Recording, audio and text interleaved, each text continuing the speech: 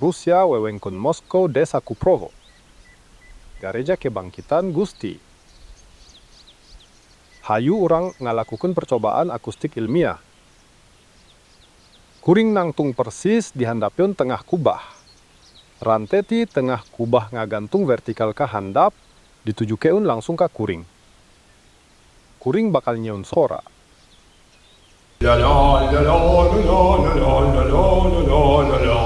Kuring bakal mindahin sabut.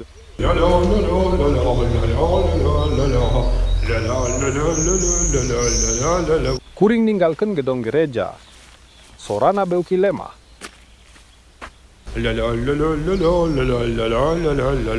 Abdi bade widewi denggekeun kumaha robahna sora.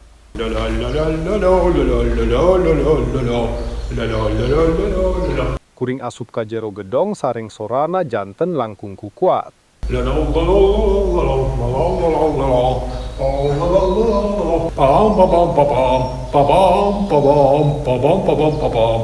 Handapeun tengah kubah sorana beuki tarik. Kuring nyarita dina volume normal jeung sora ekos kuat. Wanggunang gareja mangrupa resonator akustik. Aya henteu lantekai, bumi lemes sareng sawari dampen sora. Aya lantai lemes di dieu.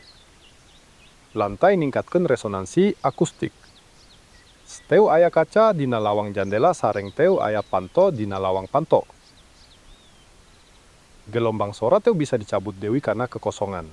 Bayangkeun kumaha resonansi anu kuat yeu dina zaman baheula. Titik metode sejen. Resonansi candi disetel ka frekuensi anu handap.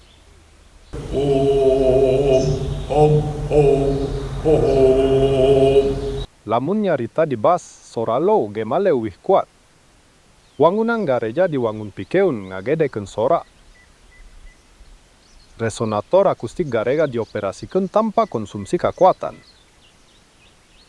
Sareng ayeuna oge tiasa dianggo tanpa listrik, bensin, minyak sareng gas.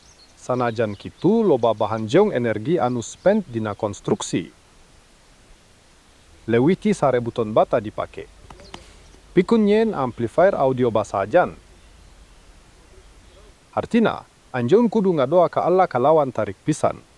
Nah Gusti anu maha kawasa anu terang sadayana ninggali sadayana sareng ngadangu sadayana leres-leres periogi amplifier sora.